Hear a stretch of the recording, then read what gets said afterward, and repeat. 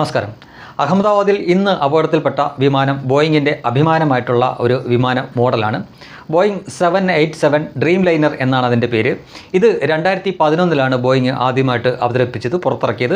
പക്ഷേ ഇന്ന് അപകടത്തിൽപ്പെട്ട വിമാനത്തിന് കേവലം 11 വർഷത്തെ പഴക്കം മാത്രമേ ഉള്ളൂ. ഈ മോഡലിന് മറ്റൊരു അവാർഡ് കൂടി അവർക്ക് കിട്ടിയിട്ടുള്ളതാണ്. കാരണം ഏറ്റവും വേഗതയിൽ 100 കോടി ആളുകളെ ബോർഡ് ചെയ്തതിൻ്റെ റെക്കോർഡ് ഈ ബോയിങ് 787 ഡ്രീം ലൈനർ എന്ന ഈ മോഡലിനാണ്. അതിൻ്റെ ആഘോഷമൊക്കെ ഇവർ കഴിഞ്ഞിടയ്ക്ക് നടത്തിയിരുന്നു. അങ്ങനെ സുരക്ഷയുടെ കാര്യത്തിലൊക്കെ വലിയ നിഷ്കർഷയുള്ള അല്ലെങ്കിൽ വലിയ സംവിധാനങ്ങളും മറ്റുമൊക്കെയുള്ള ഏറ്റവും വിശ്വാസമുള്ള ലോകമെമ്പാടുമുള്ള വിമാന കമ്പനികൾ കൂടുതൽ ആവശ്യപ്പെടുന്ന, അവർ ദിനേന തന്നെ ഒരുപാട് ഓപ്പറേറ്റ് ചെയ്യുന്ന ഒരു മോഡലാണിത്. അതുകൊണ്ട് തന്നെ ഇത് ഈ അപകടത്തിൽപ്പെട്ട വാർത്ത ബോയിങ്ങിന് മാത്രമല്ല ലോകമെമ്പാടുമുള്ള ഈ മേഖലയിൽ തന്നെയുള്ളവർക്ക് ഒരു അത്ഭുതവും ഞടുക്കവും ഉണ്ടാകുന്നുണ്ട്. കാരണം അപൂർവങ്ങളിൽ അപൂർവമാണ് ഈ മോഡൽ അപകടത്തിൽപ്പെടാനുള്ള സാധ്യത. അതിനകത്ത് തന്നെ ഇന്ന് ഈ വിമാനം അപകടത്തിൽപ്പെട്ട് കഴിഞ്ഞപ്പോൾ ഇത് എങ്ങനെ സംഭവിച്ചു, ഇതിന് പിന്നിൽ അട്ടിമറികളോ മറ്റെന്തെങ്കിലും ഉണ്ടോ എന്ന തരത്തിലുള്ള സംശയങ്ങൾ വരെ, ഒരുപക്ഷെ അന്വേഷണങ്ങൾ വരെ ഇതിൻ്റെ പിന്നാലെ ഒരുപക്ഷെ കണ്ടേക്കാം. അപ്പോൾ ഈ വിമാനം ഇന്ന് ടേക്ക് ഓഫ് ചെയ്തു. കേവലം മിനിറ്റുകൾക്കുള്ളിൽ തന്നെ 8000-ഓളം മണിക്കൂറുകൾ വിമാനം പറപ്പിച്ചിട്ടുള്ള ഒരു പൈലറ്റാണ് കോക്ക്പിറ്റിലുള്ളത് എന്ന് ഓർക്കണം.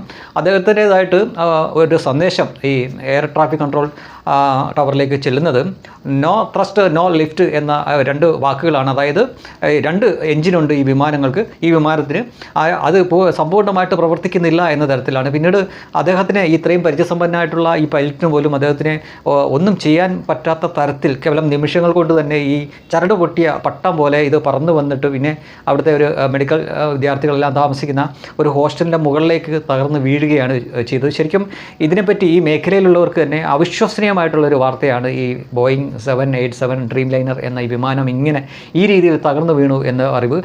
ഇത്തരം വിമാനങ്ങൾക്ക് 2 എഞ്ചിനുണ്ട്. ഈ 2 എഞ്ചിനും ഒരുപോലെ എങ്ങനെയാണ് ഇത് തകരാറിലാവുക, എങ്ങനെ ഇത് ഇങ്ങനെ സംഭവിച്ചു എന്ന തരത്തിലുള്ള ചോദ്യങ്ങളും സംശയങ്ങളും ഒക്കെ ഇതിനകം തന്നെ ഉയർന്നു വരുന്നുണ്ട്. തീർച്ചയായിട്ടും അതുകൊണ്ട് തന്നെ ഇതിൻ്റെ പിന്നിൽ എന്തെങ്കിലും അട്ടിമറി ലക്ഷ്യമുണ്ടായിരുന്നു എന്ന തരത്തിലുള്ള അന്വേഷണം തീർച്ചയായിട്ടും വരും. കാരണം ഏറ്റവും വിജയിച്ച് നിൽക്കുന്ന ഒരു മോഡലാണിത്.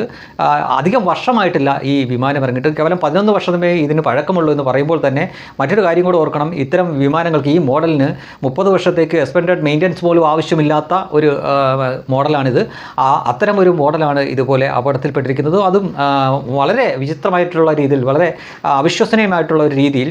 എന്തായാലും ദീർഘദൂര യാത്രയാണ് ഇത് നടത്തുന്നത്. അപ്പോൾ സ്വാഭാവികമായിട്ടും ഫ്യൂവൽ ടാങ്ക് ഫുള്ളായിരിക്കും. മാത്രമല്ല ഇത്തരം ഒരു ദീർഘമായിട്ടുള്ള ഒരു യാത്രയായതിനാൽ അതിൻ്റെ എല്ലാ പരീക്ഷണങ്ങളും അതിനു മുന്നിലുള്ള ടെസ്റ്റുകളും എല്ലാം കഴിഞ്ഞതിന് ശേഷമായിരിക്കും ഇത് പറപ്പിക്കുന്നത്. എന്നിട്ടും മിനിറ്റുകൾക്കുള്ളിൽ എങ്ങനെ ഇത് സംഭവിച്ചു എന്നുള്ള സംശയമുണ്ട്, ചോദ്യങ്ങളുണ്ട്. തീർച്ചയായിട്ടും വരും മണിക്കൂറുകളിൽ ഇതിനുള്ള ഉത്തരം ഒരുപക്ഷെ നമുക്ക് ലഭിച്ചേക്കും. എന്തായാലും അപൂർവങ്ങളിൽ അപൂർവമാണ് ഈ അപകടം എന്ന കാര്യത്തിൽ സംശയമൊന്നുമില്ല.